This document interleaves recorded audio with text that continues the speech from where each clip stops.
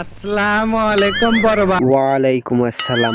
High high, এটা কি শুরু হয়ে গেল? কিয়ামতের আলামত। বিষয়টা একটু ব্যাখ্যা করবে? হ্যাঁ, অবশ্যই ব্যাখ্যা করব। বিশ্বব্যাপী এবং সারা দেশে ভাইরাল যিনি হাফেজ থেকে টিকটকার।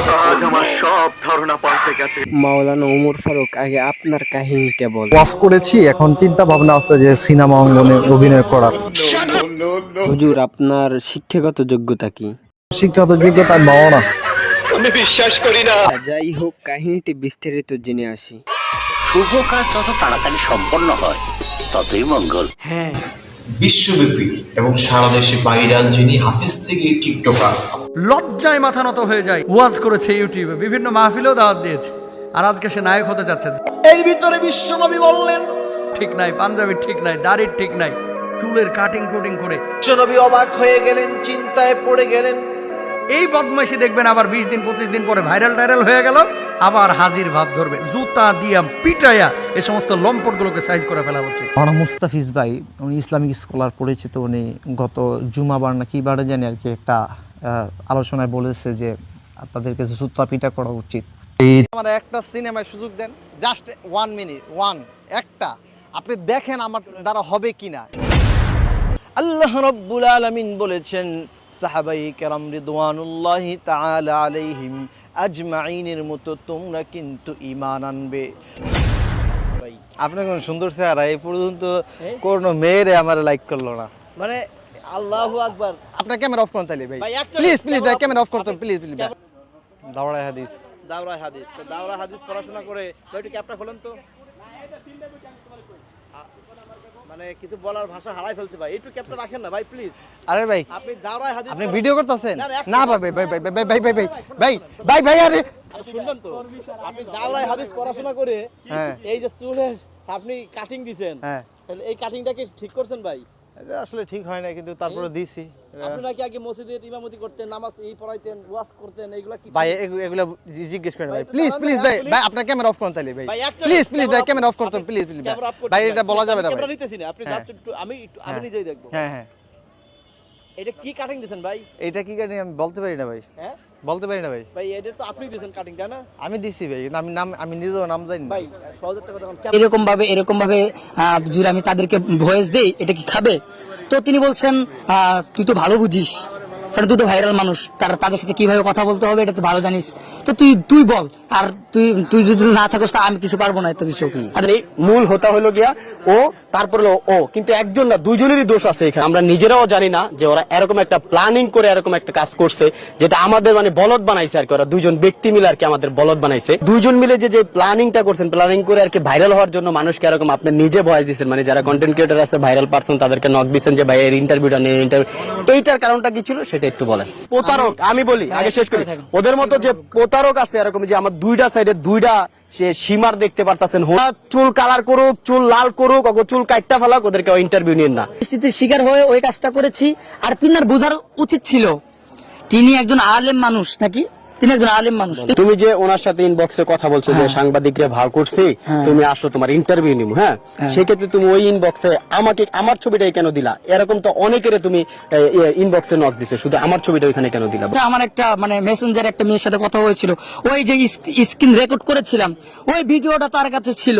তো ওই ভিডিওটা দেখুন আমাকে ব্ল্যাকমেল করতেছিল, তো আমি তখন ভয় পেয়ে যাই যে আমার তো চুল তখন ছোট। হ্যাঁ, এটা কি সত্য কথা? হ্যালো ফ্রেন্ড, আসসালামু আলাইকুম। আমার দুই পাশে দুইজন ব্যক্তিকে দেখতে পাচ্ছেন, আসলে ওনাদেরকে আপনারা সবাই চিনেন। সে যে আপনার হাফেজ থেকে টিকটকার ছিল, আর সে হলো গিয়ে বক্তা থেকে আর কি টিকটকার হয়েছে। আপনারা সবাই জানেন ওনার ভিডিও প্রচুর পরিমাণ ভাইরাল হয়েছিল। আমারই নিজের একটা ইন্টারভিউ নেওয়া ভিডিও, সে দৌড় দিছিল, দৌড়ে পাড়ায় গেছিল, একটা ভিডিও প্রচুর ভাইরাল হয়েছে জানেন। আসলে এই বিষয়টা বলি, অনেকে আপনারা বলতেছিলেন আসলে একটা ভয়েসের ভিতরে ও বলছিল একটা ভিডিওতে, যেটা সুফিয়ান ভাই ভয়েসটা, ওদের ভয়েসটা আর কি পাবলিশ করছে।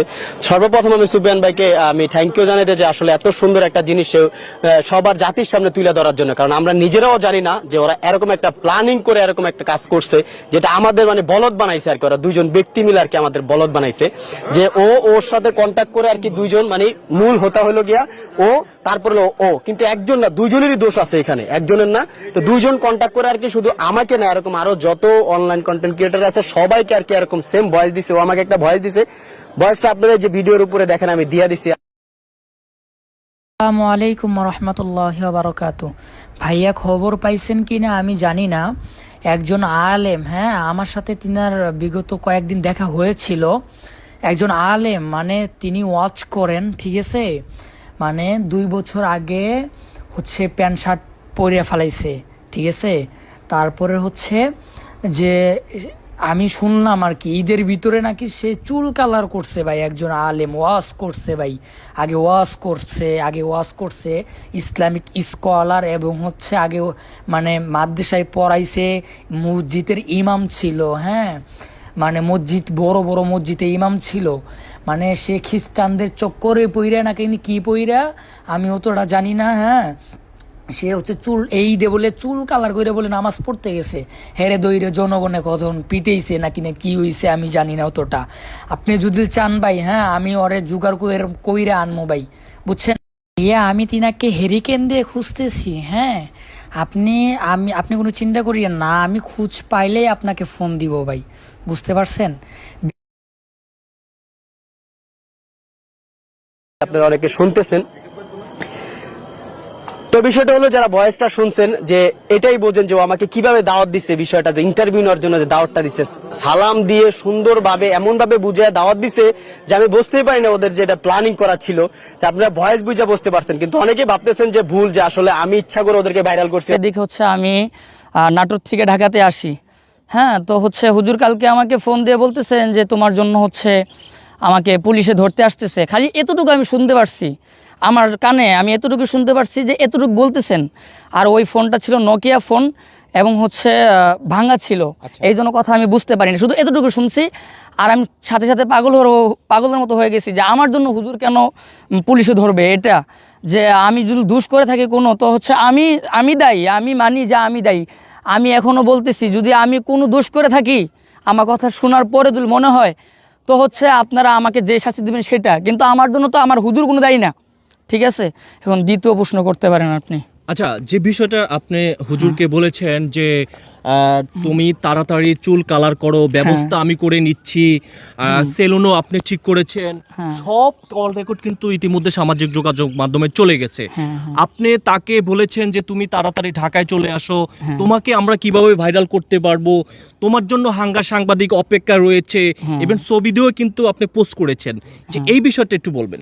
আচ্ছা, 1 নম্বর কথা হচ্ছে যে এইগুলা কিন্তু আমাদের পার্সোনাল ব্যাপার, বুঝবেন। কিন্তু আমি সবাইকে বলতেছি আমি খুবই অসুস্থ, এই জন্য কথা বলতে পারতেছি না। আমি কালকের থেকে না খাওয়া পর্যন্ত আসছি, শুধু একটা স্পিরিট খেয়ে।